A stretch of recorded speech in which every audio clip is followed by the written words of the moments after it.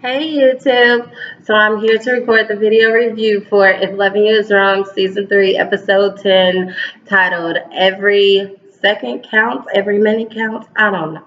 Whatever the case, excuse me, don't mind me. I do look like a bird feeder today, but it is cold outside and it is the day before Thanksgiving. I have to go grocery shopping and I'm just really not trying to be worried about my hair, so I had to put on my weird looking hat, but whatever.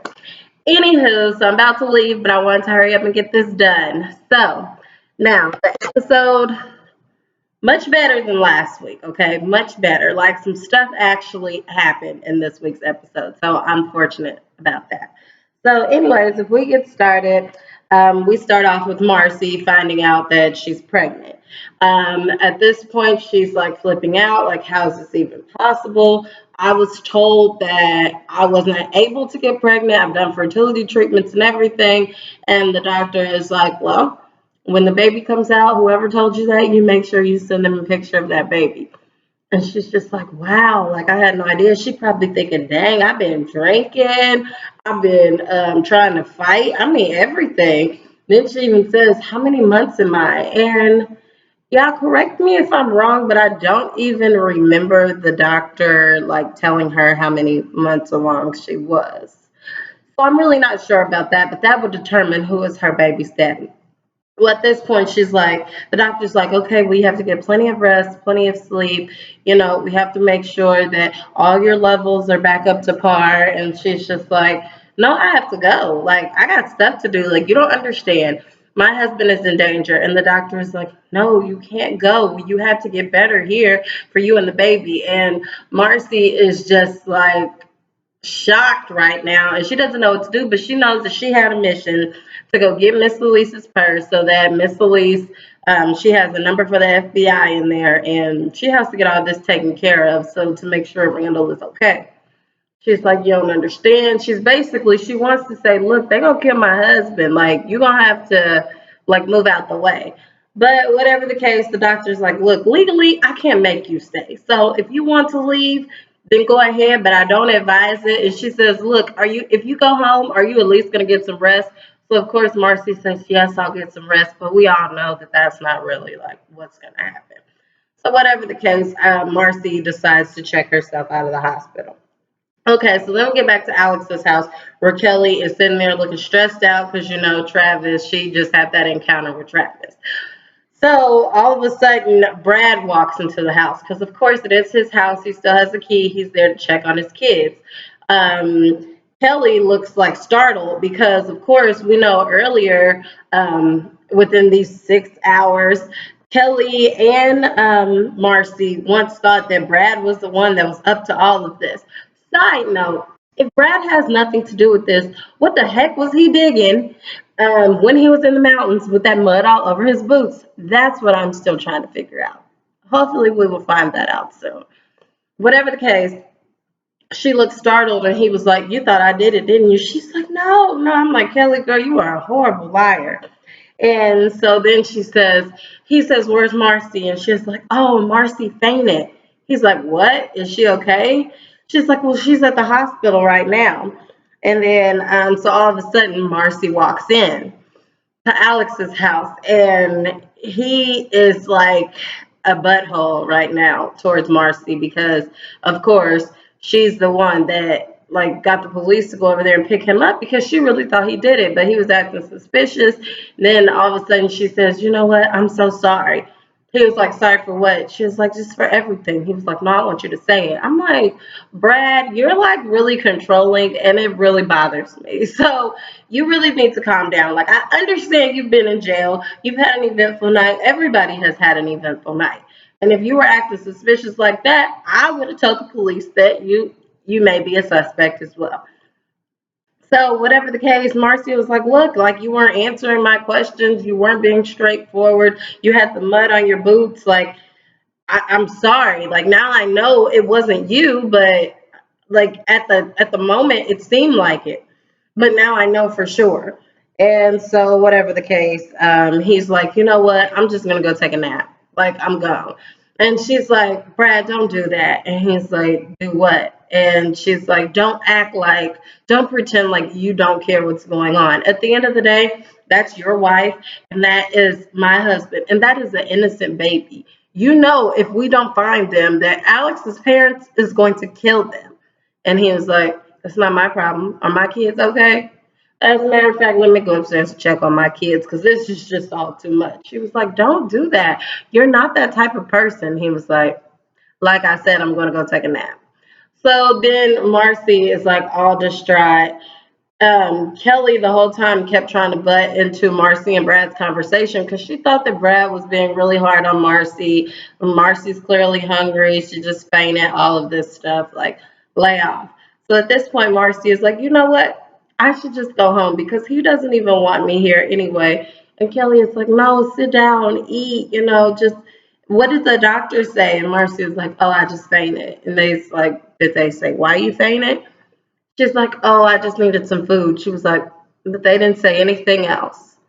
She's like, no, no. And I'm thinking, are you not telling them because there's more pressing things going on right now, or because you know that everybody is going to be like, so who's the baby's daddy? So whatever the case, she's Kelly's just like, you know what? I really think that you should just stay here.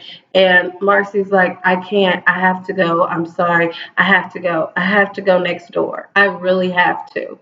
Like, I have to get Miss Elise's purse. She's like, I don't think you need to go next door. I saw it. I could barely take it. I mean, it is really bad. Please, it is dangerous for you to go over there. She's like, I'm going over there, okay? And you're not going to stop me. And of course, they talk for another 5 minutes to waste a scene. Okay, so whatever the case, Marcy walks next door to the crime scene, which I thought this was extremely unrealistic and I didn't appreciate it because there's just like blood splattered on the ground leading into the house. Everything is knocked over in the house. We know the police was there earlier. This is clearly a crime scene. There could be clues here. I knew they took pictures and everything, but why isn't there any caution tape up? Why isn't there a police officer sitting out the house? Why? Like, this is not normal. A crime scene in like real America would not just be sitting there like that after the police left. And like there'd be forensics there and everything, and they'd be cleaning stuff up after they got pictures of everything. It's an active crime scene. They haven't found the bodies yet. So I just really didn't appreciate that. I thought that was very unrealistic. Well, anyways, Marcy's walking inside. She's breaking down crying because she's like, oh my goodness, this is a lot of freaking blood. Like, this is Randall's blood. Like, he's probably dead. Like, my baby probably don't have a daddy. Like, so she's distraught at this point. So next thing you know, she Kelly gets Brad and she's like, Brad, please go next door and get Marcy. I don't think it's safe for her to be over there. Please get her out of there. Brad is difficult with her, but then he decides to go next door and get Marcy. And he's like, look, we have to go. She's like, no, no, I have to find them. I like, where do you know where Alex's parents live? And he's like, no. And she's like, you do know. Do you know? Like, I just need to get there. Just give me the address. And he's like, no. And she's like, please, please. Like he doesn't deserve to die. Even after everything he did, you think that he deserves death for that? They're going to kill him. Like every minute counts. Like we need to be doing something. And he's like, no, and I'm not letting you go either because it's too dangerous. And she's like, well, can you drive me there? He's like, nope, nope. He's just being very stubborn. She's like, you know what? Well, fine. I will just figure it out on my own, whatever the address is. She's like, I'm a real estate agent. I can look at the county taxes and I can figure out what their address is. I should have thought of that. And he's like, they don't even pay taxes. She was like, look, I'm a real estate agent. I can find this out. If you're not going to help me, then I'll just do it by myself. But I at least have to try. So he's like, oh my gosh, fine, I'll go. I don't want to go, but in order to protect you, I will go. And she's like, you're lying. You're not going to go. I have to go. He was like, I promise you I will go. She's like, you're not going to do everything you can to protect him. He's like, I will. I will go. I promise. Okay, so whatever the case, he decides to. He doesn't have a car, so she gave him the keys to her car, and he leaves to go and to check it out. Okay, so Uh, we have, and I don't know if I'm going in order, but at this point we have, what's her face? Alex and Andrew waiting in the police car. Of course, backup comes, and backup is Eddie. I'm like, this is about to be some crazy stuff. Andrew gets out the car. Andrew irritated me so much in this week's episode because he's such a punk and really, he's not cut out to be a cop. Like, he's not one of those cops that just shoot because he gets scared, but it's like, you're faced in danger, like a moment of danger, and you're just not going to do anything. Like, you holding that gun, you may as well be holding a water gun. Because let me get to that part. So, whatever. Andrew gets out the car, and then he decides to walk up to see, like, who is this? Because the lights are flashing bright in his face. He sees that it's Eddie. He's like, oh, man. So then Eddie is like talking slick. He's like, oh, what are you doing out here by yourself? Andrew decides to get his little police little walkie-talkie thing and to like talking to it. Eddie's like, don't do that. They can't hear you anyway. You don't have good reception out here. Look, it's just me, you, and the Lord. And so Andrew, you can tell he's nervous.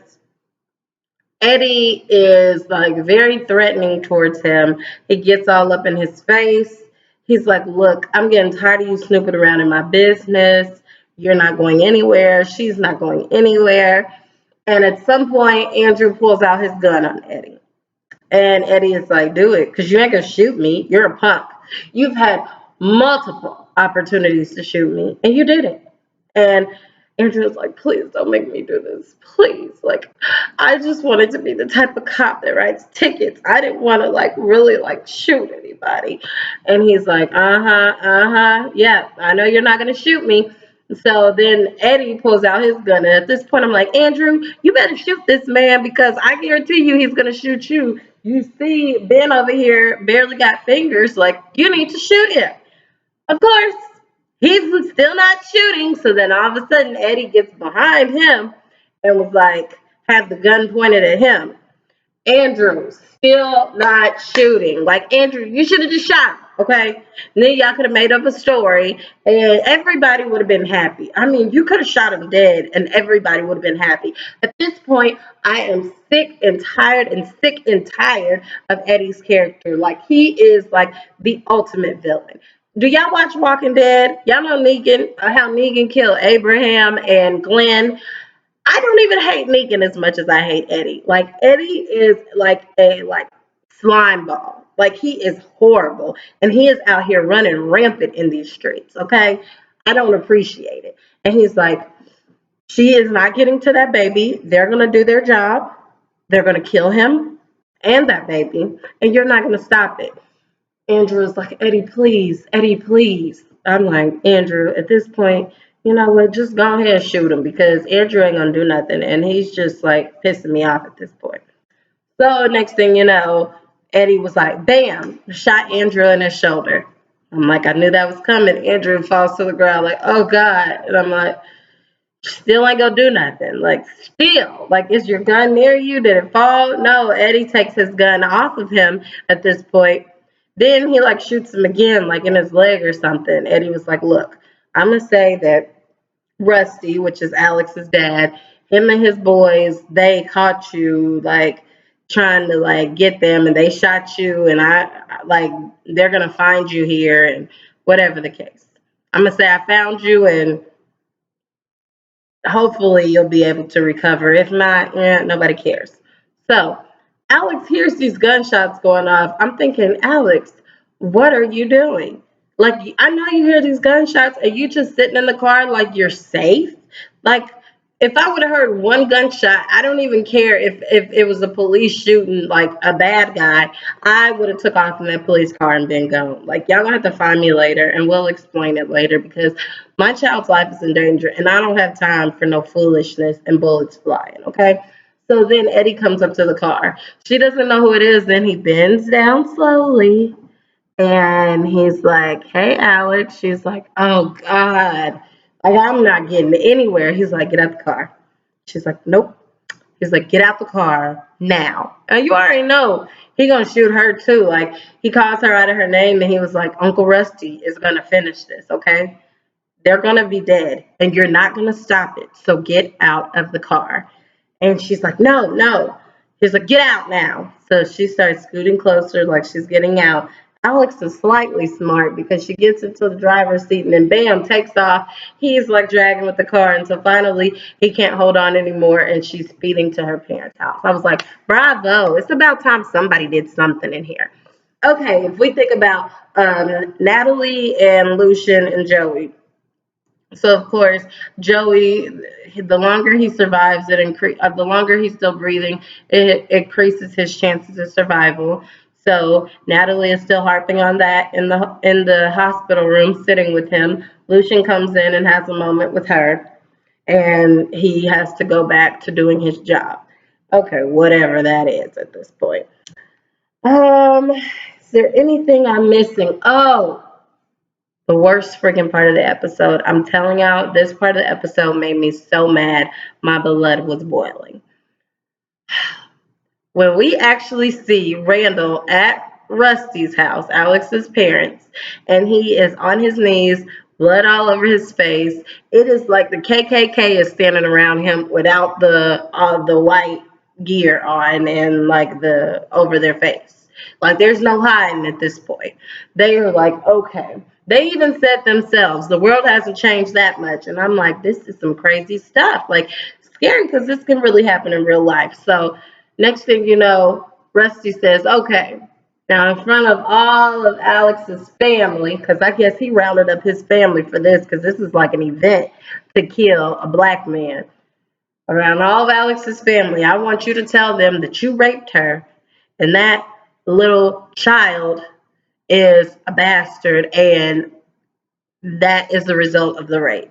And he's like, I didn't rape her. He's like, you tell him that you raped her. He was like, I didn't rape her. Like, she wanted it, like, willingly. Like, it was kind of an affair. Like, I'm not saying it's right, but, like, two different definitions of rape, and that was really not the case. And Rusty is like, you tell him what you did. He was like, I didn't rape her.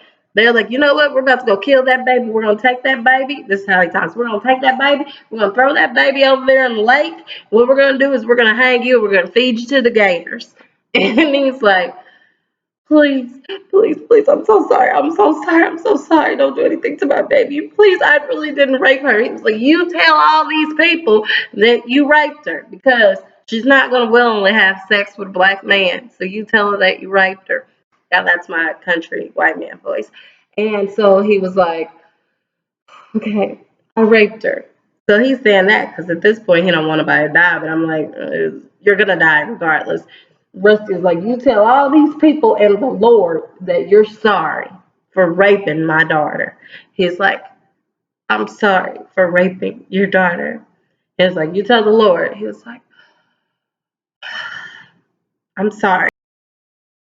And then he says, okay, now you admit that that child was a part of this rape. You admit that that child is a bastard.